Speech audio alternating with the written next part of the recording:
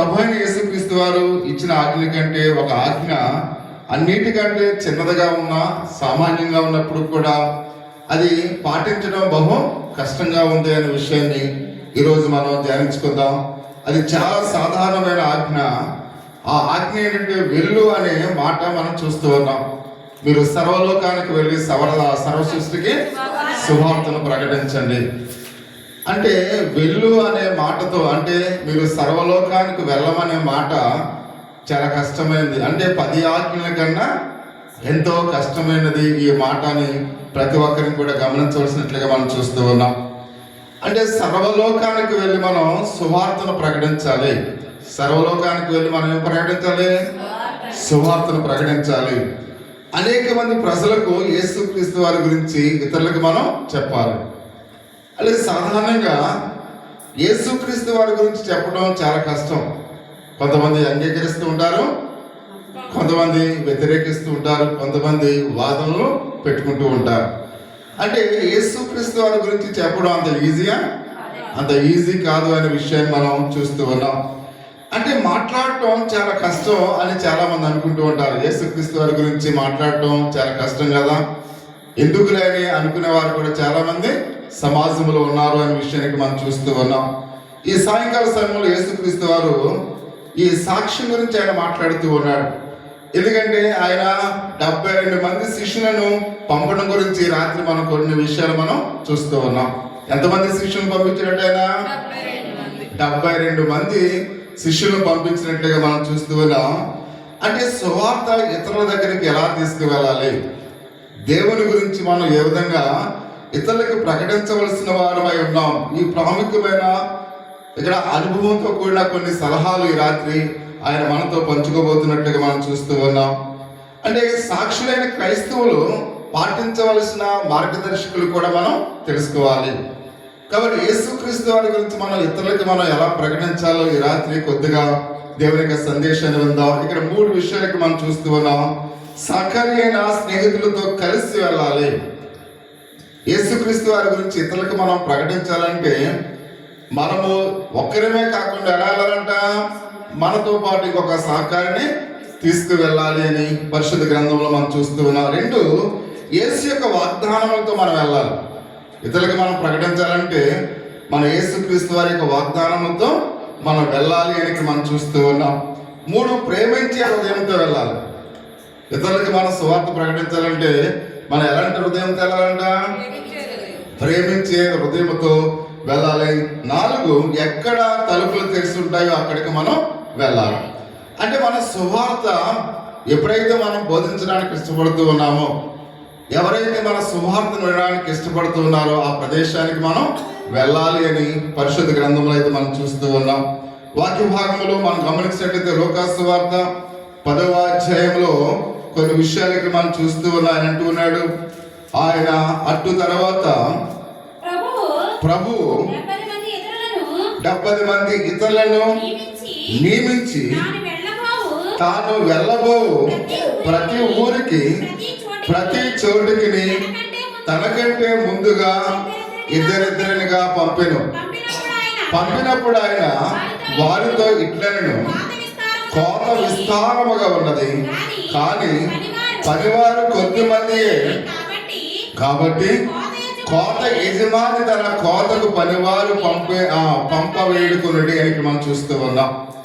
అంటే ఆయన గలిలయలోని అనేక గ్రామాల్లో పట్టణాల్లో బోధించడానికి అనేక మందిని ప్రజలను ఆయన అవసరం ఉంది కనుక వారిని జతలుగా పంపించి ఉన్నాడు అని పరిశుద్ధ గ్రంథంలో అయితే మనం చూస్తూ ఉన్నాం.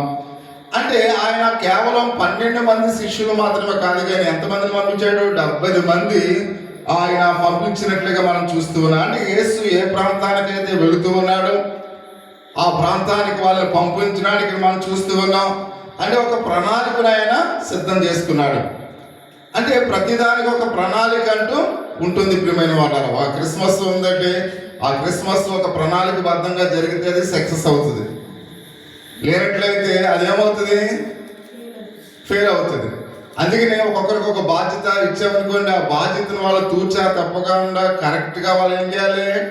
దాన్ని ప్రొసీడ్ అవ్వాలి. అప్పుడే అది ఆ క్రిస్మస్ అయినా ఏదైనా వివాహమైనా ఏదైనా ఏ విషయమైనా కూడా అది సక్సెస్ అవుతుంది. కాబట్టి మనకు అప్పగించిన పనులు మన బాధ్యతగా నిర్వహించలేదనుకోండి, మనము అక్కడ ఫెయిల్ అవుతాం. అందుకని యేసుక్రీస్తు వారు గలిలయ ప్రాంతంలో సువార్తను ప్రకటించడానికి ఆయన ఒక ప్రణాళిక వేసుకున్నాడు. అంటే 75 మంది శిష్యులను పంపించాలి. అంటే ఎవరైతే సువార్తను వినలేదో యేసుక్రీస్తు వారు, అయితే ఇక్కడ ఎవరైతే తెలియదో యేసుక్రీస్తు వారిని ప్రకటించడానికి ఆయన ముందుగానే ఒక ప్రణాళికబద్ధంగా ఆయన సిద్ధపాటు కలిగి ఉన్నట్లుగా పరిశుద్ధ గ్రంథం అయితే మనం చూస్తూ ఉన్నాం. ఆయన రాకడకు ప్రజలందరినీ కూడా ఏం చేస్తున్నాడు? సిద్ధపరుస్తూ ఉన్నాడు. ఆయన రెండవ రాకడకు ప్రజలందరినీ కూడా ఆయన ప్రభు సిద్ధపరుస్తూ ఉన్నట్లుగా మనం చూస్తూ ఉన్నాం.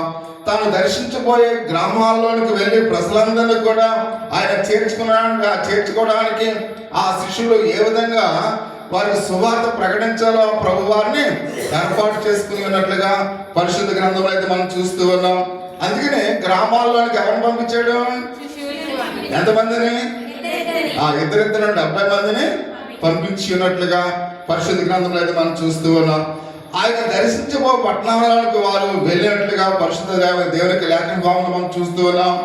అంటే 12 మంది మాత్రమే ఆయన సిద్ధపరచలేదు. ఎందుకు అంటే కోత విస్తారంగా ఉంది కాబట్టి, పనివారు తక్కువ మంది ఉన్నారు కాబట్టి అందరికి సువార్త ప్రకటించాలి కనుక 12 మంది కన్నా ఆయన ఏం చేశాడు? 70 మందిని ఇద్దరిద్దరుగా పంపించినట్లుగా పరిశుద్ధ గ్రంథంలో అయితే మనం చూస్తూ ఉన్నాం. ఎందుకంటే పనివారు ఎక్కువ అవసరం కనుక, ప్రతి ఒక్కరికి కూడా సువార్త ప్రకటింపబడాలి కనుక, కాబట్టి వాళ్ళు ఏం చేస్తారు? దేవుని యొక్క పని కొరకు వాళ్ళని నియమించుకున్నారు. అలాగే క్రిస్మస్ లో కూడా మనం సండే స్కూల్ పిల్లలు మనకు ఎక్కువ అవసరం కాబట్టి మనం ఏం చేయాలి? ఉన్న వనరులను సరిగ్గా చేసుకోవాలి. సంఘము ఎప్పుడు కూడా ఒక ప్రణాళికబద్ధంగా ఉండాలి. కాబట్టి అందుకని అందరూ ఎంకరేజ్ చేయాలి. డిస్కరేజ్ చేసే విధంగా ఉంటే అది ఏమవుతుంది? ఫెయిల్ అవుతుంది. ఎవరికి అవమానం వస్తుంది? శారీరలో సంఘానికి అవమానకరంగా ఉంటుంది.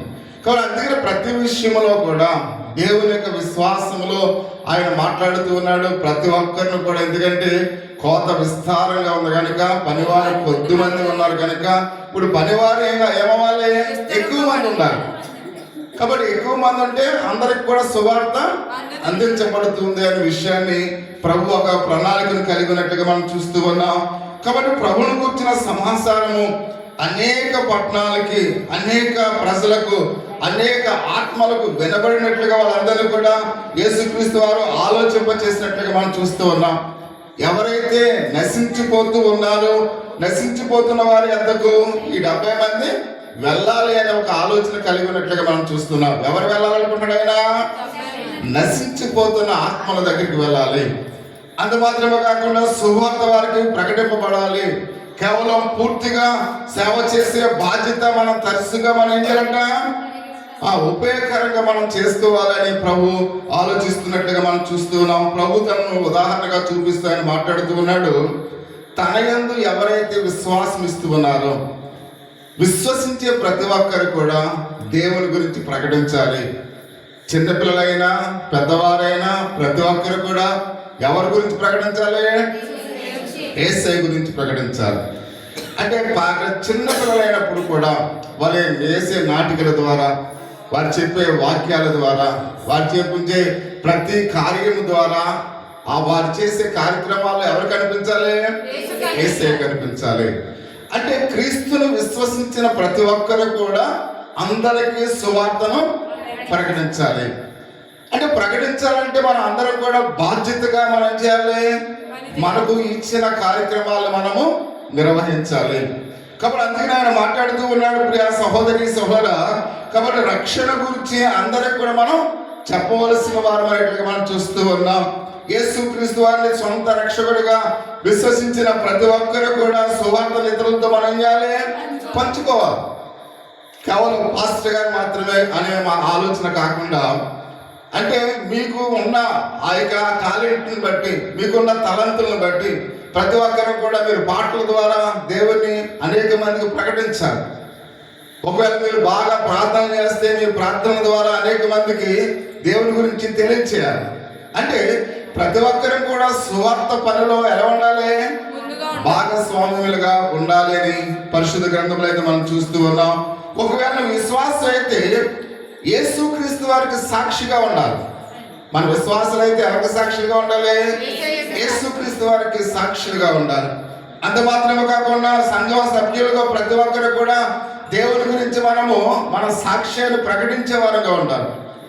నువ్వు ఎక్కడికి వెళ్ళినా, పనికి వెళ్ళినా, ఉద్యోగానికి వెళ్ళినా, వ్యాపారానికి వెళ్ళినా, ఎక్కడికి వెళ్ళినప్పుడు కూడా అమ్మా యేసుక్రీస్తు వారు మన సొంత రక్షకుడు అని మనం ప్రకటించే వారంగా ఉండాలి. అంటే ప్రతి ఒక్కరూ కూడా యేసుక్రీస్తు వారి గురించి బోధించే వారంగా ఉండాలి అని పరిశుద్ధ గ్రంథంలో అయితే మనం చూస్తున్నాం. ఎందుకంటే కోత నిజంగా విస్తారంగా ఉంది. ఎందుకంటే సువార్త అందని ప్రజలు అనేకమైన ప్రజలు ఉన్నారు, అనేకమైన ప్రాంతాలు ఉన్నాయి. యేసుక్రీస్తు వారు ఎవరో తెలియని వారు కూడా చాలా మంది ఉన్నారు. కాబట్టి మనం తెలిసిన వారు వాళ్ళకి మనం ఏం చేయాలి? తెలియజేసే వారంగా ఉండాలి అని మనం చూస్తూ ఉన్నాం. అంటే మన చుట్టుపక్కల ఉన్న ప్రజలకు కూడా మనం యేసుక్రీస్తు వారి గురించి చెప్పాలి. ప్రియమైన వారు, మన చుట్టూ ఉన్న అనేక మంది ప్రభువును అంగీకరించలేని వారు ఎవరైతే ఉన్నారో వారికి మనం ఏం చేయాలంట? యేసుక్రీస్తు వారి గురించి మనం చెప్పవలసిన వారమై ఉన్నాం. యేసు ప్రభువుని తెలియని వారు వాళ్ళు ఎక్కడికి వెళ్ళిపోతారు? వాళ్ళు నరకానికి వెళ్ళిపోతారు. యేసుక్రీస్తు వారు ఎవరో మనకు తెలియదని ఒకవేళ వారు అవిశ్వాసంలో వంటి వారు నరకానికి వెళ్ళిపోతారు. అటువంటి నరకానికి వెళ్ళిపోతున్న ఆత్మలు మనం ఏం చేయాలి? రక్షించాలి. రక్షణ మార్గంలో వారిని మనం నడిపించవలసిన బాధ్యత మన మీద ఉంది. యేసుక్రీస్తు వారిని తెలుసుకోవడం వాళ్ళకి ఎంతో అవసరమని వారికి చెప్పాలి. అంత మాత్రమే కాకుండా నశించిపోతున్న వారిని మనము చూస్తూ ఊరుకోకూడదు. ప్రియమైన వాళ్ళ చూడండి, ఎవరైనా ఇప్పుడు వెళుతున్నప్పుడు అక్కడ ఏదైనా పాము ఉందనుకోండి, ఆ పాము ఉందని మనం చూసామనుకోండి, ఏం చేయాలి? చెప్పాలి. చెప్పకుండా మనం అలా నిర్లక్ష్యం ఉంచామనుకోండి, ఆ పాము ఏం చేస్తుంది? కాటేస్తుంది. అలాగే ప్రతిదీ ఒకవేళ ఎవరైనా ప్రమాదంలో పడిపోవడానికి చూస్తున్నాడు అనుకోండి, అతను మనం ఏం చేయాలి? రక్షించాలి. అలాగే ఎవరైతే యేసుక్రీస్తు వారిని అంగీకరించలేని వారుగా ఎవరైతే ఉన్నారో, యేసుక్రీస్తు వారిని ఎవరైతే తెలియక ఎవరైతే ఉన్నారో వారు నశించిపోయే ఆ ప్రమాదం ఉంది. కాబట్టి వాళ్ళకి మనం ఏం చేయాలి? యేసయ్య గురించి వారికి మనం చెప్పవలసిన బాధ్యత మన మీద ఉందని మనం చూస్తూ ఉన్నాం. కాబట్టి యేసుక్రీస్తు వారు అందుకనే ఆ మనుషులను ఇద్దరిద్దరుగా పంపడం మనం చూస్తూ ఉన్నాం. కాబట్టి ఇద్దరిద్దరుగా యేసుక్రీస్తు వారు ఎందుకు పంపుతూ ఉన్నాడో అర్థం చేసుకోవడం ఒకసారి మనం గమనించవలసినట్లుగా మనం చూస్తూ ఉన్నాం. ఎందుకంటే ఒకరి యొక్క సంభాషణ